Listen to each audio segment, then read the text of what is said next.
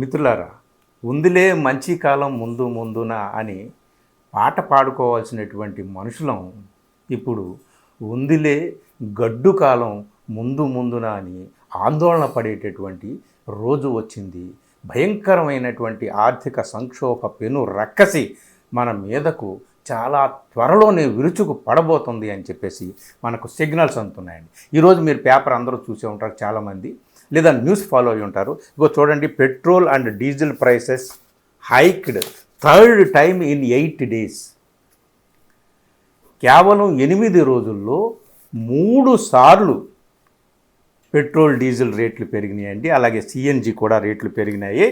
నా దగ్గర ఒక టేబుల్ ఉంది. ఆర్థికవేత్తలు ఒక అంచనా వేశారు, రానున్న రోజుల్లో ఏ ఏ వస్తువులు లేదా ఆయిల్ ప్రైసెస్ ఏ విధంగా మారబోతున్నాయి, ఏ విధంగా సామాన్య భారతీయుడ నడ్డి విరగదీయబోతున్నాయి ఈ ధరలు, అధిక ధరలు అనేటటువంటిది, ఆర్థిక సంక్షోభం బీభత్స రూపం ఏ విధంగా ఉండబోతుందని ఆర్థికవేత్తలు చెబుతున్నటువంటి లెక్కలు నా దగ్గర కొన్ని ఉన్నాయి. అది ఈ వీడియోలో మీకు నేను చెప్పబోతున్నాను.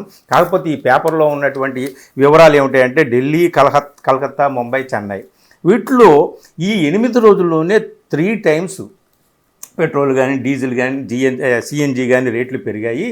ఓవరాల్గా ఈ 8 రోజుల్లో ₹4.8 చొప్పున లీటర్కి పెట్రోల్ డీజిల్ పెరిగాయి. ఈ 8 రోజుల్లో 3 times పెరిగాయండి. అంటే క్యుములేటివ్గా చూడండి, 8 రోజుల్లోనే ₹4.80 అంటే ₹5 పెరిగింది అనుకోండి. అలాగే సిఎన్జి కేజీ ₹4 చొప్పున పెరిగిందండి.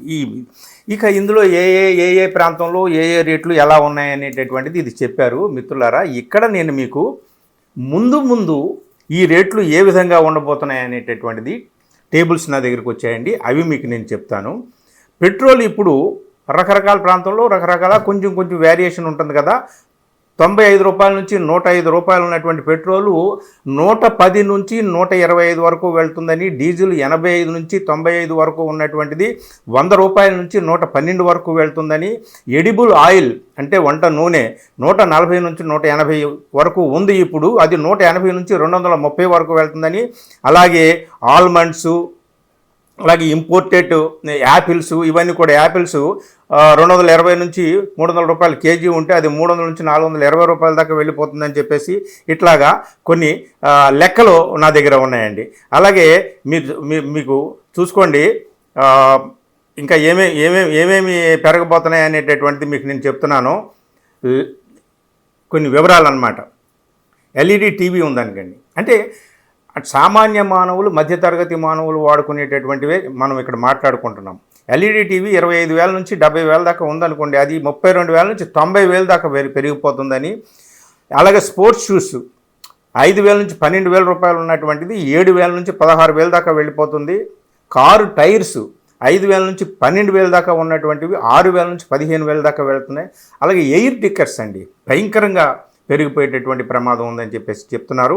50,000 దాకా ఉన్నటువంటివి ఇప్పుడు 65,000 నుంచి 80,000 దాకా వెళ్తున్నాయని చెప్పేసి కొన్ని లెక్కలు చెప్తున్నాయి.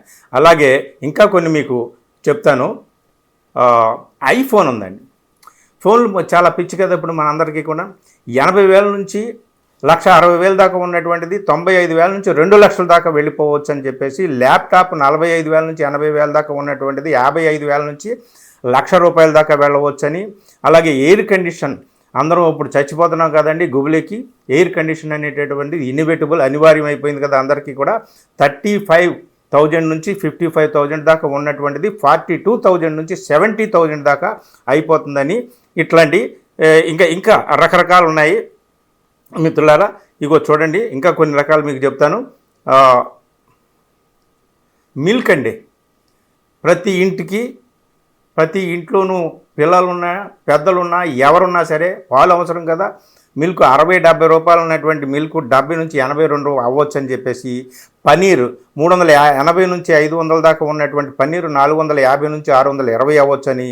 చాక్లెట్స్, ఇంపార్టెంట్ చాక్లెట్స్ ₹100 నుంచి 300 దాకా ఉన్నటువంటివి 130 నుంచి 420 అవ్వచ్చని.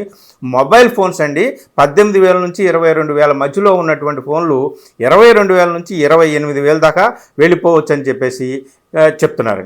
అలాగే ఇప్పుడు పెట్రోల్ మనం చూసాం కదా. ఇకపోతే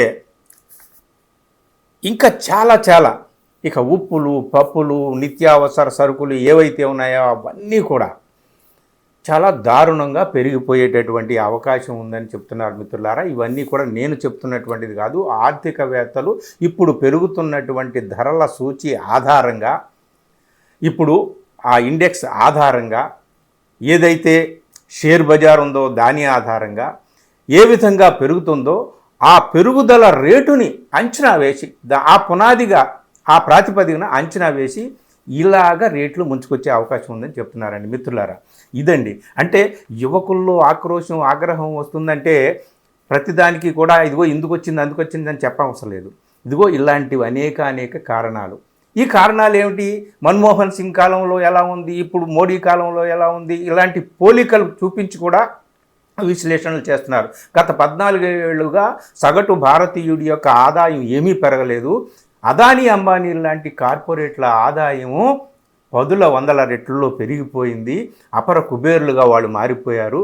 సో ఇట్లాంటివన్నీ కూడా మనకు అవుతున్నాయి. సో యువకులు ఆగ్రహంతో రోడ్డు మీదకి వస్తున్నారు. వాళ్ళు జనజీ అనండి, ఏమనండి, కాక్రోచ్ రెవల్యూషన్ అనండి, ఇప్పుడు కాక్రోచ్ జనతా పార్టీ పెట్టారు. కోర్స్ మేము కాక్రోచ్ని చిదిమేశాం, నలిపేశాం, అదిమేశాం అని చెప్పేసి ఇలా ఎత్తి మరీ చూపించి అపహాస్యం చేస్తున్నారు. కోర్స్ ఇవాళ ఆన్లైన్ మూవ్మెంటు ఇలా వచ్చింది, అలా పాల పొంగులాగా అలాగ అణిచివేయవచ్చు. కానీ ఈ ధరల పెరుగుదల అనేటటువంటిది ఉందే, అది ఏ వికృత రూపం దాలుస్తుందో, ఎంత పెనుభూతంలా మన మీద విరుచుకు పడుతుందో, దాని రిఫ్లెక్షన్ ప్రజల మీద ఎలా ఉంటుందో, దాని ప్రభావంతో ప్రజల బ్రతుకులు రోడ్ల మీద పడినప్పుడు ప్రజలు కూడా అనివార్యంగా రోడ్డు ఎక్కేటటువంటి ఆందోళన పట్టేటటువంటి అవకాశం ఉందా ఏమో తెలియదు. కానీ మిత్రులారా, మొత్తానికి ఈ ప్రభుత్వం అనుసరిస్తున్నా లేదా గత ప్రభుత్వాలు అనుసరించినా దానికి కొనసాగింపుగా ఇప్పుడు ప్రభుత్వాలు అనుసరిస్తున్నటువంటి ఆర్థిక విధానాలు ఏవైతే ఉన్నాయో దాని వికృత పరిణామమే ఈ ధరల పెరుగుదల, ఈ సంక్షోభం అండి. మిత్రులారా, ఈ సంక్షోభం మనల్ని మరింత సంక్షోభంలోకి ఎలా నెట్టబోతుందో ఏమో ఆలోచిస్తూనే ఆందోళనగా ఉంది. ఏం జరుగుతుందో చూద్దాము. జాగ్రత్తగా ఉండాలి, చైతన్యంతో అర్థం చేసుకోండి. అంబేద్కర్ మహాశయుడు ఒక మాట అన్నాడనమాట, బానిసకు నువ్వు బానిసవురా అని చెప్పు, వాడు తిరగబడతాడు అని. ఇప్పుడు మనం సత్యం ఇదిరా నాయనా అని చెప్పాలి, చూపించాలి. సత్యం తెలుసుకున్నటువంటి మనిషి సత్య మార్గం పడతాడనమాట. లేకపోతే అంధకారంలో మగ్గిపోతూ ఉంటాడు. నిజమేంటో తెలుసుకోవాలి, ఏం జరుగుతుంది ఏమిటి అనేటటువంటిది తెలుసుకోవాలి. అందుకోసమే ఈ చిన్న వీడియో. Thank you.